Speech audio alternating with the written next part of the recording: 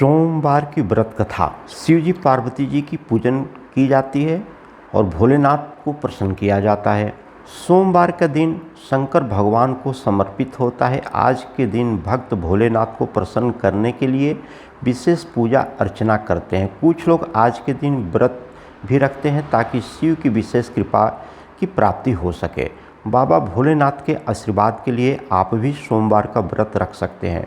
तो शिव व्रत कथा को पढ़कर या सुनकर इस उपवास को पूरा करें। सोमवार व्रत की विधि। नारद पुराण के अनुसार सोमवार व्रत में व्यक्ति को प्रातःकाल स्नान करके शिव जी को जल और बेलपत्र चढ़ाना चाहिए तथा शिव गौरी की पूजा करनी चाहिए। शिव पूजन के बाद सोमवार व्रत कथा सुननी चाहिए। इसके बाद केवल एक साथ ही भोजन करना चाहिए। साधारण रूप से सोमवार का व्रत दिन के तीसरे तक होता है, मतलब शाम तक रखा जाता है। सोमवार व्रत 3 प्रकार का होता है: प्रति सोमवार व्रत, सौम्य प्रदोष व्रत और 16 सोमवार का व्रत। इन सभी व्रतों के लिए एक ही विधि होती है। सोमवार की व्रत कथा। एक समय की बात है, किसी नगर में एक साहूकार रहता था। उसके घर में धन की कोई कमी नहीं थी, लेकिन उसकी कोई संतान नहीं थी, जिसके वजह से वह बहुत ही दुखी रहता था। पुत्र प्राप्ति के लिए वह प्रत्येक सोमवार व्रत रखता था और पूरी श्रद्धा के साथ शिव मंदिर जाकर के भगवान शिव और पार्वती जी की पूजा प्रार्थना करता था। उसकी भक्ति को देख करके एक दिन माँ पार्वती प्रसन्न हो गई और भगवान शिव जी से उस साहूकार की मनोकामना पूर्ण करने का आग्रह किया। पार्वती जी की इच्छा सुनकर भगवान शिव जी ने कहा कि हे पार्वती, इस संसार में हर प्राणी को उसके कर्मों का ही फल मिलता है और जिसके भाग्य में जो है उसे ही भोगना पड़ता है और वही मिलता है। लेकिन पार्वती जी ने साहूकार की भक्ति का मान रखने के लिए उसकी मनोकामना पूर्ण करने की इच्छा जताई।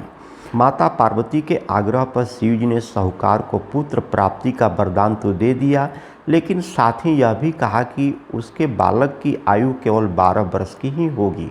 माता पार्वती और भगवान शिव की बातचीत को सुन करके साहूकार सुन रहा था। उसे न तो इस बात की खुशी थी और न ही दुखी था। वह पहले की भांति शिव जी की पूजा करता रहा। कुछ समय के बाद साहूकार के घर एक पुत्र का जन्म हुआ।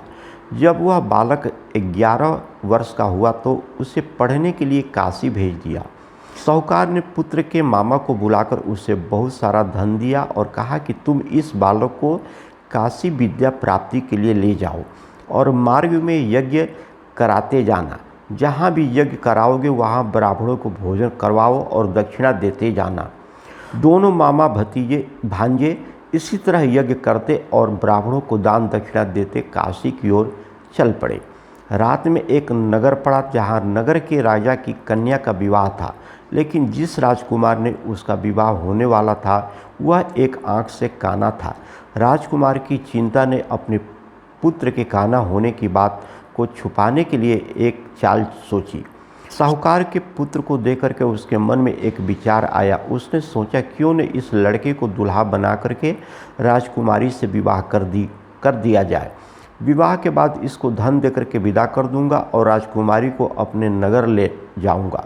लड़के को दूल्हे के वस्त्र पहना करके राजकुमारी से विवाह कर दिया गया, लेकिन साहूकार का पुत्र ईमानदार था। उसे यह बात न्याय संगत नहीं लगी।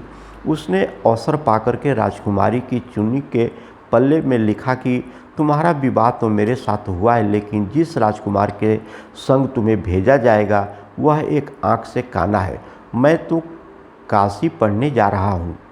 जब राजकुमारी ने चुन्नी पर लिखी बातें पढ़ी तो उसने अपने माता पिता को यह बात बताई। राजा ने अपनी पुत्री को विदा नहीं किया, जिससे बारात वापस चली गई। दूसरी ओर साहूकार का लड़का और उसका मामा काशी पहुँचे और वहाँ जाकर के उन्होंने यज्ञ किया। जिस दिन लड़के की आयु 12 साल की थी उसी दिन यज्ञ रखा गया।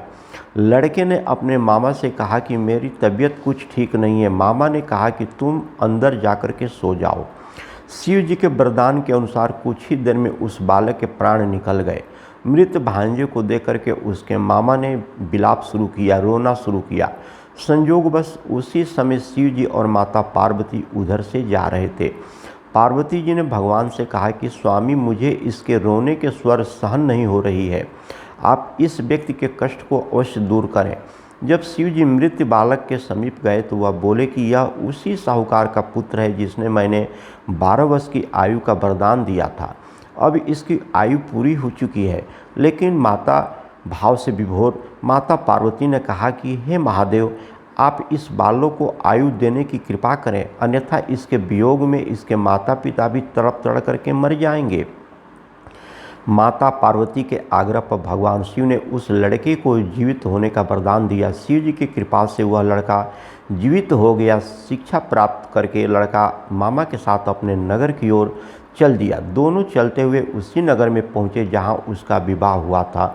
उस नगर में भी उन्होंने यज्ञ का आयोजन किया। उस लड़के के ससुर ने उसे पहचान लिया और महल में ले जाकर के उसकी खातिरदारी की और अपनी पुत्री को विदा कर दिया। इधर साहूकार और उसकी पत्नी भूखे प्यासे रह कर के बेटे की प्रतीक्षा कर रहे थे। उन्होंने प्रण रखा था कि यदि उन्हें बेटे की मृत्यु का समाचार मिलेगा तो वह भी प्राण त्याग देंगे, परंतु अपने बेटे के जीवित होने के समाचार पाकर वह बेहद ही खुश होकर के प्रसन्न हो गए।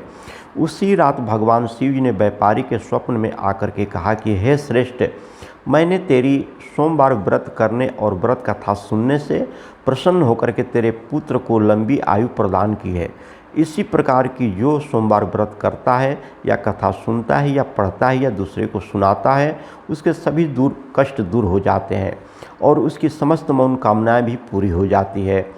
कथा समाप्त हुई। धन्यवाद।